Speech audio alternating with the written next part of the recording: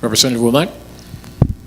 Well, part and parcel of this is also that 50%, roughly 50% of the tax returns that are filed in regards to personal property tax probably can be eliminated because they're just relatively small and it's a nuisance kind of activity. So the money all is in that second 50%. And I agree with the Senator Richard bill on it. It was a real misnomer about taxation. There were 95,000 LLCs that their tax rate was lowered. Tax rate on large business or Fortune 500 type businesses actually stayed the same or went up. So, But on the question of the PPT, what percentage of the money should the locals get back? and my view is that it should be dollar for dollar. And I also agree that the trust, with it going from the tax provider to Lansing back to the jurisdiction, probably is not the best circuit to have that dollar run. It should go from the tax provider to the government that actually will be receiving the money. Because once it gets to Lansing, you never really know what's going to happen to that dollar. Representative Irwin, check in on this, please. Well, I appreciate that we're looking at this because personal property tax, I think it's fair to say, is a poor revenue instrument. I think that the point's been made many times and already by some of my colleagues that we really don't want to be penalizing anyone who wants to bring equipment into Michigan and invest in that kind of business. It's probably not a very artful way to organize your tax policy. However, we've been doing it this way for a long, long time, and our local governments depend very much on this revenue. And I think it's important to mention that when we talk about local governments depending on this revenue, that means public safety. That's where the police and fire is provided that protects our communities. And so I think that oftentimes in Lansing, when we're talking about revenue sharing and we're talking about personal property taxes, sometimes we get caught up talking about local governments, when really what we're talking about is police and fire and public safety. You want to get rid of it? I think we need to find a way to replace it over the long term and in a way that replaces it dollar for dollar. As my friend from Chelsea said, we can't eliminate this revenue from local government, especially after the breaking the promise of revenue sharing like we did. Representative?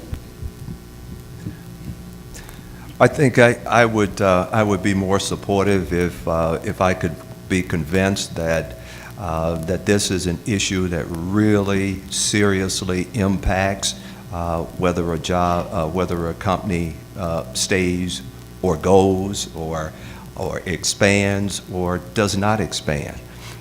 It is absolutely true that local governments, I mean, this would, if you wanted to put local governments out of business, really, I think this would be one step toward doing that. The governor said this is a way to bring more jobs in. You're not buying that Kool-Aid? I'm really not. I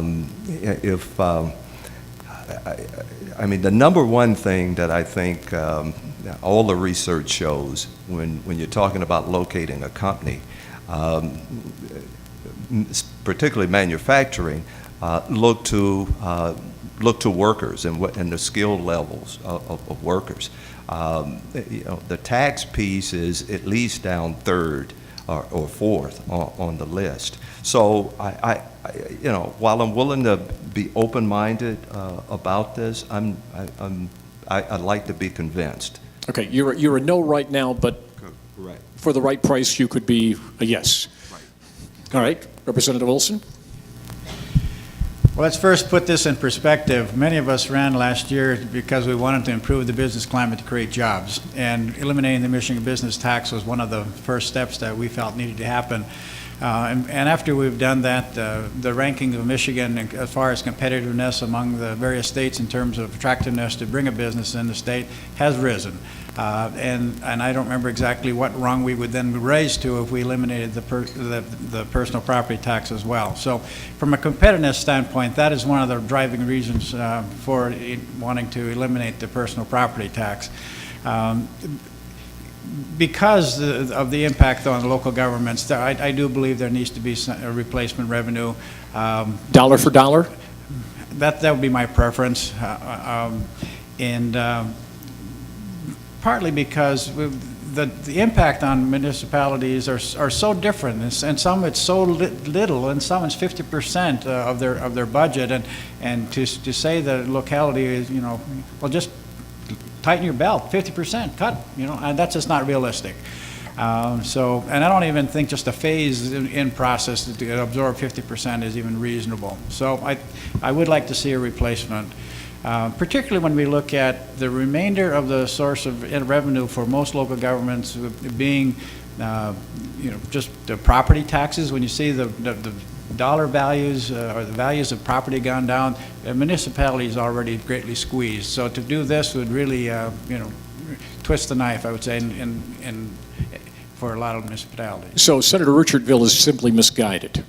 Oh, absolutely. Is that one? Most that know me already knew that, Tim. I was just going to plug your show, too, but I'm not now. Talking Watch about the misguided, comics or right? something. Do something on Sunday morning, but don't watch him. I did want to make a point that nobody else has talked about yet that I think is crucial. I do believe that the local governments have taken a look at their budgets and done the best that they could to make cuts and to provide services at a reasonable price. The difficulty here, and this is where I think you have to back up and take a look, Michigan's the second most governed state in the United States. Elected officials per capita, we are number 2, only behind Pennsylvania. We have one county in Michigan, and it's not Wayne County, it's Kent County, that has 683 elected officials. All right, that's Congress plus 250 more people to run one county. Wayne County has 40 chiefs of police. Do you think you'd be safer with 35 new officers maybe and 5 chiefs of police? If you walk in the front door, Lazy Boy Chair Company, you're in the city of Monroe. You walk out the back, you're in Frenchtown Township. Different set of regulations, different set of tax structures, etc. Expand that throughout this state, and you see where business has got problems and having to try and work with all the multiple jurisdictions. So the challenge is to do something similar to what Battle Creek did. When Kellogg said, look, you guys got to consolidate and start to do some things together or we're out of here. Well, now we have the biggest township in the state of Michigan, Battle Creek Township.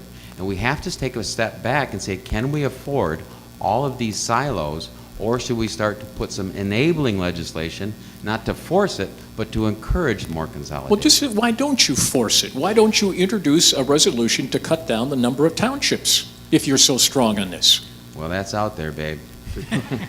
Where?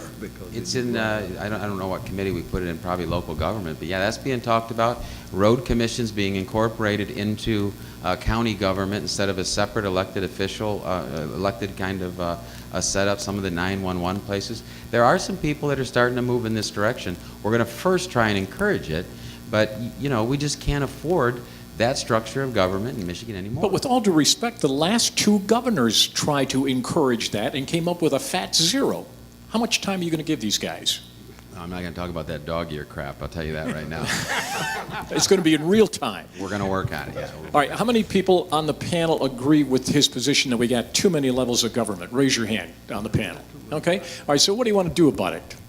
Mr. Olson, do you want to vote to eliminate townships? I must admit that is not subject that I've spent a lot of time in analysis, but I just... Wait a second, it's not that deep. Yeah. Do we have too many townships?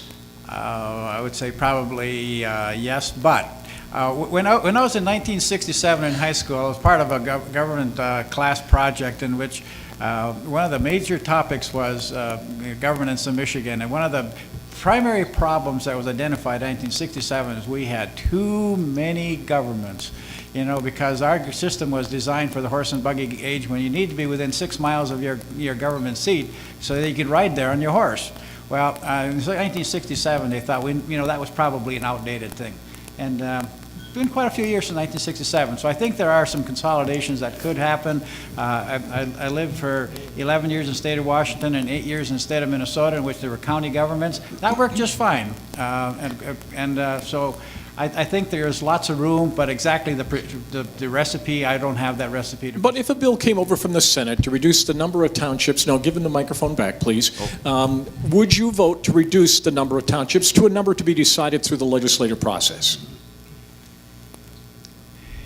What are you thinking right now? What I'm thinking is there's so many nuances that are different from location to location, that when we could prescribe something at the state level, that it's pretty hard to accommodate all those little things that are different from place to place, that I don't know that we could intelligently do it at the state level to just say which ones should be consolidated, which ones should not. Well, just a second ago, within the half hour, you said that there was fat in the school system. You were pretty comfortable with that data, weren't you?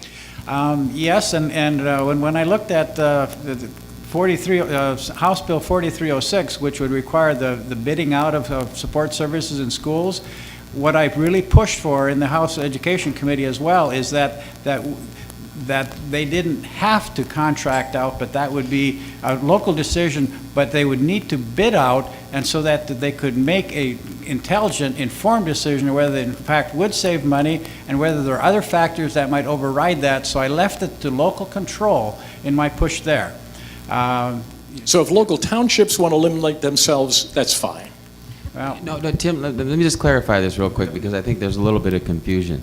The definitions that are in statute today would not allow townships and different municipalities to consolidate services or to consolidate together. So even though some of them are looking at it, would like to do it, they've come to us and say, can you change some of those definitions? Let us take a shot at it first before big government comes in and tells us what's best for us. All right, I would need to pull the rest of the delegates here on the townships. Mr. Rutledge, you've got townships in your district, don't you? I absolutely do. Some of your In fact, best friends are township supervisors, right? Right. You want to put them out of work? Oh, yes, let me tell you. And this is what my colleague is thinking, because it's what I'm thinking. People expect and have come to understand in this state that they're close to their representatives in local government. Township government is as close, maybe village, as close as you can get to people. Sometimes bigger is not better. So that becomes the issue here. And whether or not people of this state are willing to accept something that's larger when they are used to being able to driving to their township hall, getting somebody right then and there to address their issue. Do we have any That's the township issue. officials in the audience that you're willing to raise your hand and admit? Darn it. Yes, I do. Excellent. So where are you working next week? Would you mind standing for me? What township are you in? Pittsville Charter Township. You've heard these comments from the panel. Are they on the right track?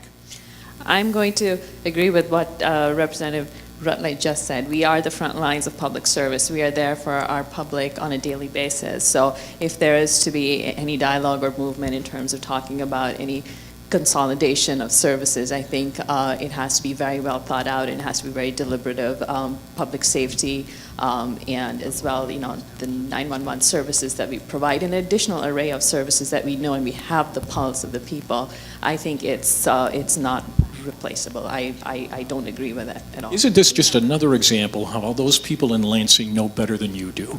Well, I don't think we know. The people know. We have to be accountable, and I think that's my point. The point is that we have to be accountable to the people that put us where they put us, and the most accountable level of government is township and local. Yes, Senator.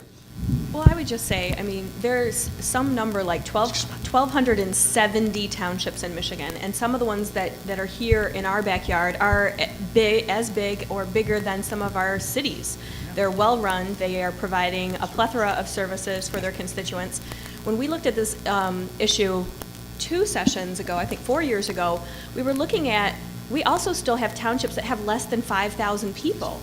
And if we could provide those services at a county level or do consolidation with other townships, I don't think we're talking about well-run big townships like Pittsfield Township or Ypsilanti Township or some that are here in our backyard that are as big as a city. We're really talking about how do you get at these totally different silos. We're putting money into revenue sharing. They're getting dollars from other places to run a local government that serves 5,000 people or less.